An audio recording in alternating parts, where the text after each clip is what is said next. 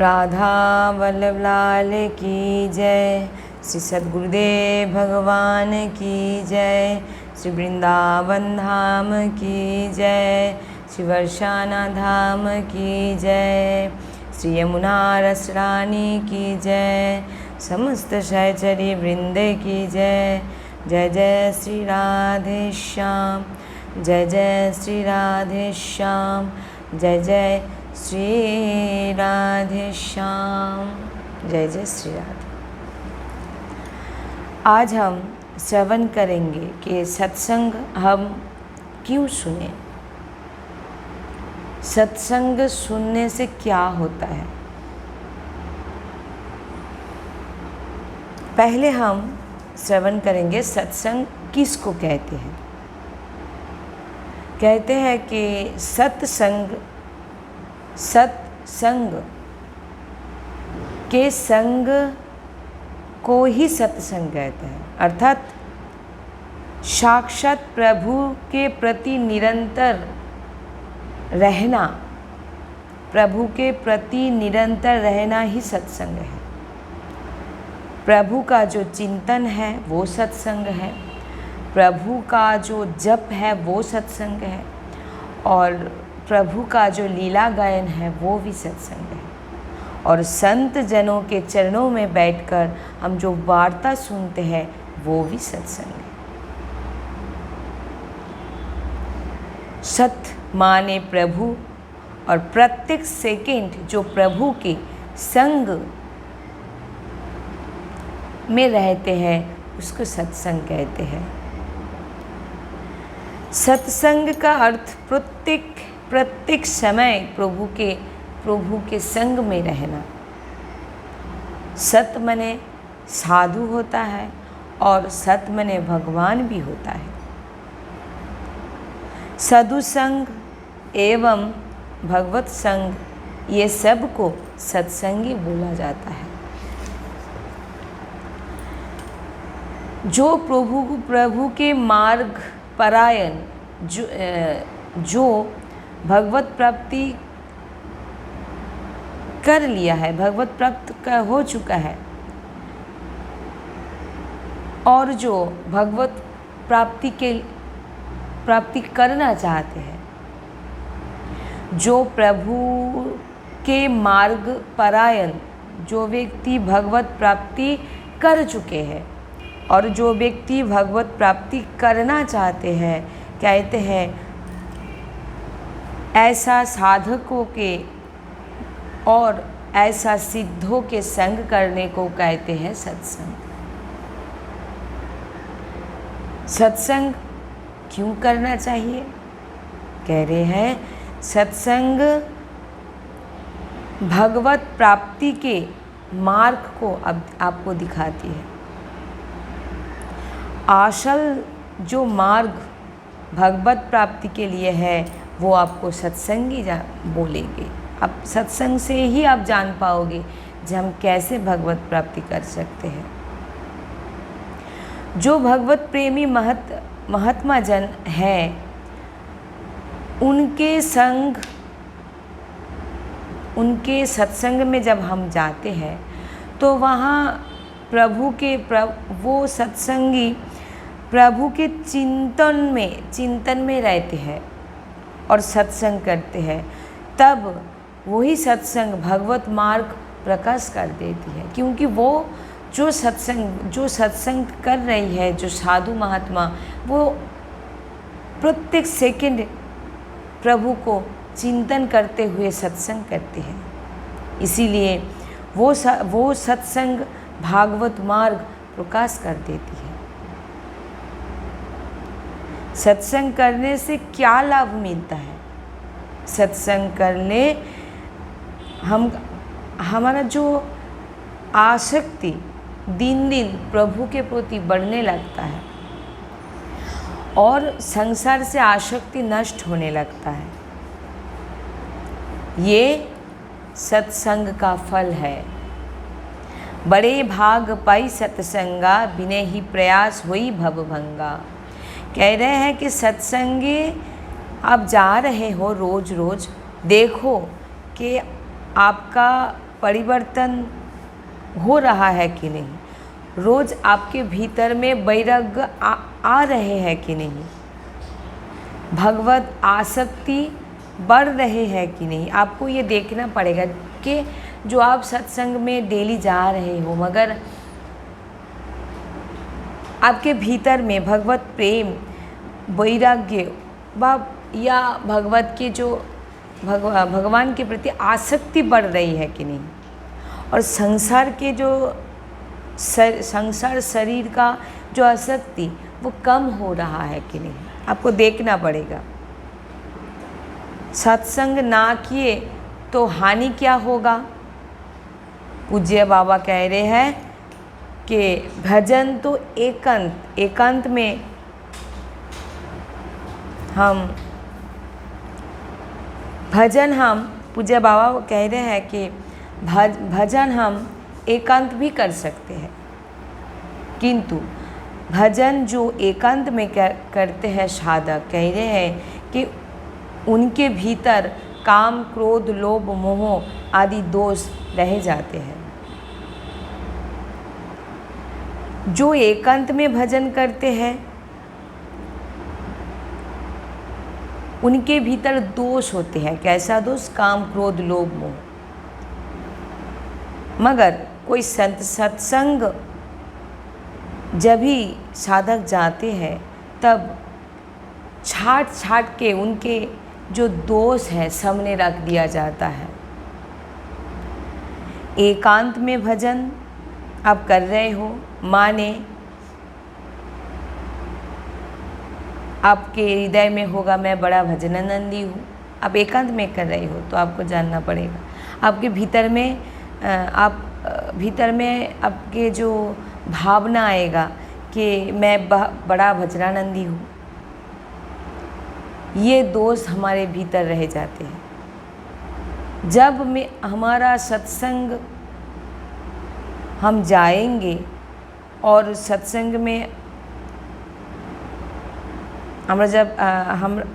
हम लोग जब श्रवण करते हैं तो हमारे सामने में हर कमियों हर दोष को हमको दिखा देती है सत्संग कि जी ये कमियां आपके भीतर में है। तब हम समझते हैं कि मेरे भीतर में कौन दोष है। तो आप एकांत भजन करेंगे तो सत्संग श्रवण नहीं करेंगे तो आप अपने आप को भजनानंदी समझेंगे। जब हम सत्संग में बैठेंगे तब सत्संग रूपी जो दर्पण है वो हमको दिखा देंगे हमारे भीतर कौन से कमियों है। रोज़ आपके सामने आपको कमियां दिखाई देने पड़ेगी और धीरे धीरे वो कमियां एक दिन सब नष्ट होके अब त्याग करने लगोगी और एक दिन आप देखोगे आप महात्मा बन जाओगे। बिना सत्संग किए आप दोष को नाश नहीं कर पाओगे। सत्संग ये जो कमियां हैं हमारे भीतर वो नाश कर देगी। इसीलिए सत्संग आपके सब अवगुणों को नाश कर देने वाली है। सत्संग जो नहीं करते वो भजनानंदी, जो सत्संग नहीं करते वो अपने आप को भजनानंदी, बहुत बड़े भजनानंदी समझते हैं और दोष उसके भीतर में दिखा देने पड़ते हैं। कहते हैं सत्संग में बैठने से एक विद्युत उत्पन्न होता है। वायुमंडल में एक भागवतिक शक्ति प्रकट होती है और ये सत्संग और उस सत्संग में वही सत्संग के जो वायुमंडल में जो कोई प्रवेश करती है बिना साधनाएं अंतःकरण उसके पवित्र हो जाती है। सत्संग की अपार महिमा है। ये सत्संग की महिमा अपरंपार है। कारण वो स्थान में जो वायुमंडल इतने पवित्र हो जाते हैं, भागवतिक हो जाती है जहाँ पर सत्संग होता है।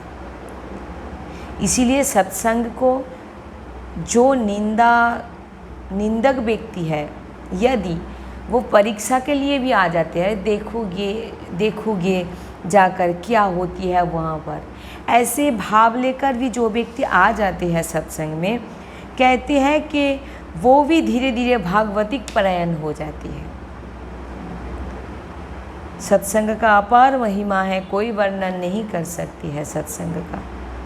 सत्संग महापुरुषों के भीतर प्रीति, महापुरुषों के लिए हमारे हृदय में प्रीति प्रकट कर देती है, और जब महापुरुष के लिए हमारे भीतर प्रीति प्रकट हो जाती है, तब भगवत प्रीति भी हमारे हृदय में धीरे धीरे प्रकट हो जाती है। भगवान के प्रति हमारा जो प्रीति है वो भी प्रकट हो जाती है।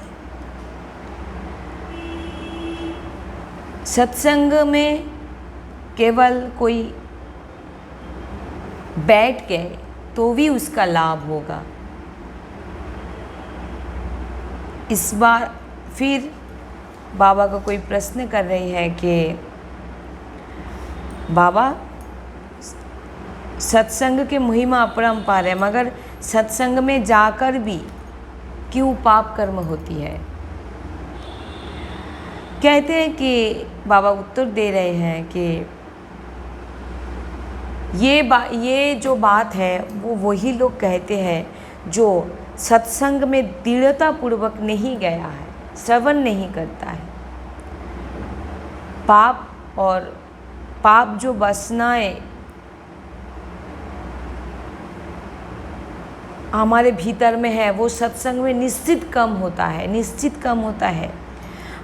हम जब सत्संग में जाते हैं, हमारे भीतर जो भी पाप है वो धीरे धीरे कम होता है, और जो रोज निष्ठापूर्वक सत्संग में जाते हैं तो वो तो एक दिन निष्पाप हो जाते हैं। मगर कोई 2 दिन जाए, 4 दिन ना जाए, तो कहते हैं उसके तो पाप नष्ट हो जाते ही है, मगर उसका भी नष्ट हो जाता है। जो 2 दिन गए फिर 4 दिन नहीं गए, उसके भी पाप नष्ट होता है। मगर हमारा जो पाप कर्म है, पाप प्रवृत्ति है, वो अनंत जन्म का है। तो कुछ नष्ट हुआ, कुछ बच गया, कुछ रह गया। अब सत्संग में आ रहे हो और आपका तो लाभ हो ही रहा है, मगर पाप आचरण भी आप कर रहे हो, तो सत्संग से आने से अनंत जन्म का जो पाप है धीरे धीरे वो सब नष्ट हो जाएगा। आना पड़ेगा सत्संग में।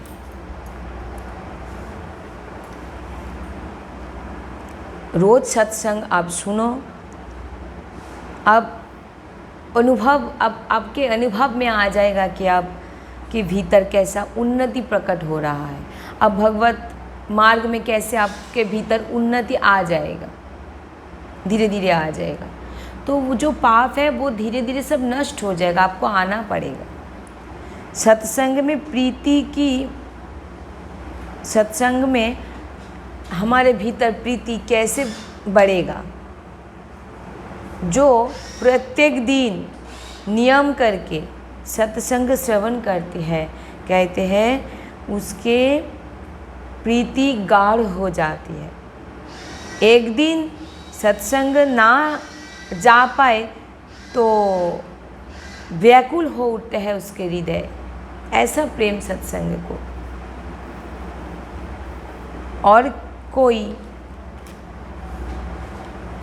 जब मन किया गए, जब मन नहीं किए नहीं गए, ऐसा सत्संग में प्रीति नहीं होगा। कल्याण होगा मगर प्रीति नहीं होगा, व्याकुल नहीं वो व्यक्ति होगा। तो सत्संग बहुत ही गुरुत्वपूर्ण है। सत्संग में देखिए, राधा बाबा भी सत्संग में, राधा बाबा के भीतर कोई ज्ञान नहीं था क्या? तब भी राधा बाबा सत्संग के लिए व्याकुल होते थे।